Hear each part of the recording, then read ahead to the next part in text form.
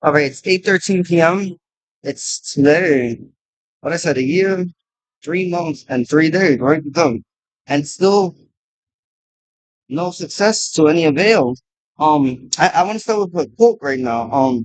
And then I have a comment by Brian Johnson. Just because I have abundance doesn't mean I have enough. Just because I have of abundance doesn't mean I have enough. That's my comment, my quote I created for great a philosopher and I'm quote right now. You know, right? I hope you guys like them. I want to talk about Brian. I didn't know he was a senator in Jersey for over 8 years. I think he was like a 12-year senator and for the state of New Jersey, for Union County, and for San Diego, for Obispo. Well, he lived in Vallejo. No, he lived in Obispo. I didn't know he was in LA too. He was a senator for quite some time in California. And because he created a lot of laws, they were not good laws, but I didn't know he was a senator in Arizona and New York and Wyoming and Wisconsin. He looked at me. He was a crazy senator. I know he's not with us no longer. But I want to give a thanks to him. We didn't get to give him a state capital hearing. But so much years he's been in Congress and in the Senate floor. He was a very very good guy. Not into our intents, but not how we see good, but dude, and then Tony spread the COVID virus because he know people about from the Wuhan lab that he knows, and he knows the foreign exchange students that come to Mr. Vitali's home, his mom, and then he met some people at Tufts University that have worked at the Wuhan lab, and that's how he got the virus spread in the United States. But they told him that he said that he needs a virus that kills. He said that this virus. Oh my I need a virus to kill bad people, do you miss the people that died of COVID? Not whatsoever. Oh, I don't miss them. They were very bad people, because we don't miss them. All the good people stood. He meant him like bad people like you because all the good people stood. So he's no good. All right, so I want to talk about my mom. Judy Feliciano, Judy Garland, or Evelyn Feliciano, however you know her, a gypsy woman or um, and I would just want to say that she knows the turmoil and the chaos and abuse. I was I was obliged to take in New Jersey. Um, sorry, I'm stuttering. And she knew the flaws I had made to her, and she brushed it off. She never did anything about it. All I asked was to move to the city. Or I asked to move to Puerto Rico with my family or Congo or anything or anywhere to leave the site of Tony Vitality. And she refused to. I never depended and I never had any dependency on her financially, ever in my life. She never, did anything for me she never paid a month's rent. She never paid rent, a deposit, bought a car, brought me clothes, brought clothes to be nice when it was my grandfather's money. But when it's money, the money's too good to be spent. Her money is valuable and our money is not valuable. But what I asked 7 times to my mother and to my brother was an intervention. If you think there was something wrong with me, because I really had complex issues after visiting a psychosis plenty of times. And that looked like a Looney Tune farm. That looked like a reenactment every single time of acting. They used to change the same location used to change like cubicles, and they were with one wall here and then over here. And then the staff was meaner when they found out I was a bank owner, and they were meaner.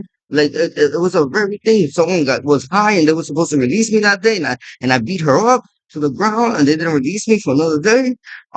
It was very surreal. It was like Hollywood. It was like I was in an acting scene.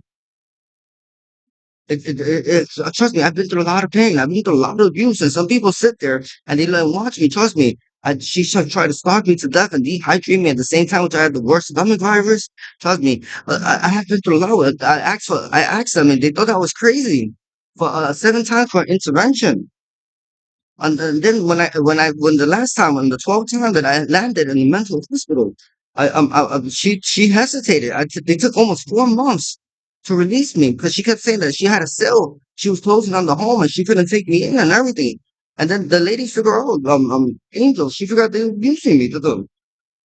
And then the law over there is like they don't release you unless you have they agree to take you in. And jail doesn't do that. Just release me to the street. I'd rather be homeless. And that's what happened the 13th time. Because the 13th time, that's what 13 decent why. 13 times is their last time. And then the thing I was like, and then I sent her for long emails. I have sent her she nasty responses sometimes. She doesn't respond to my emails.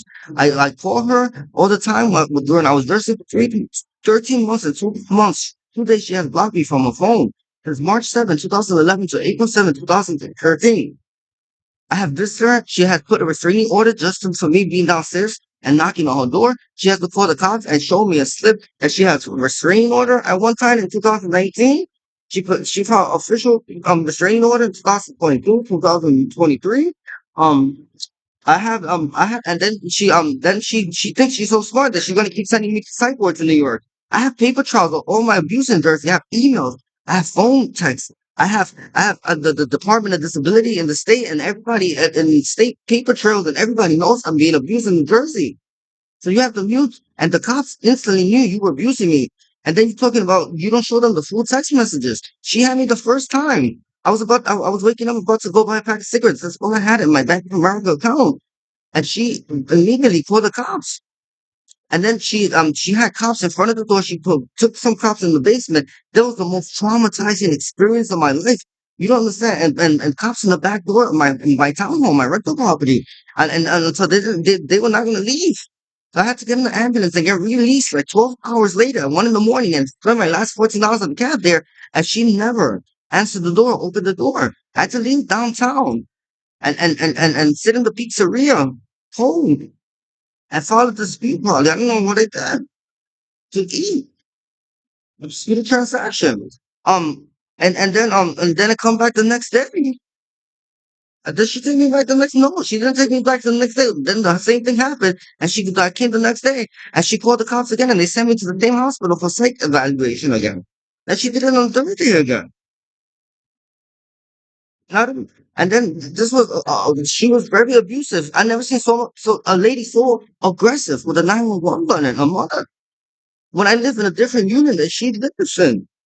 I get no one in the world. A mom has never seen a son leave in handcuffs the home. And the first time I asked the cops to give her grace period when I was in the ambulance to see if she changed her mind. Trust me, the cops will give me her grace period automatically.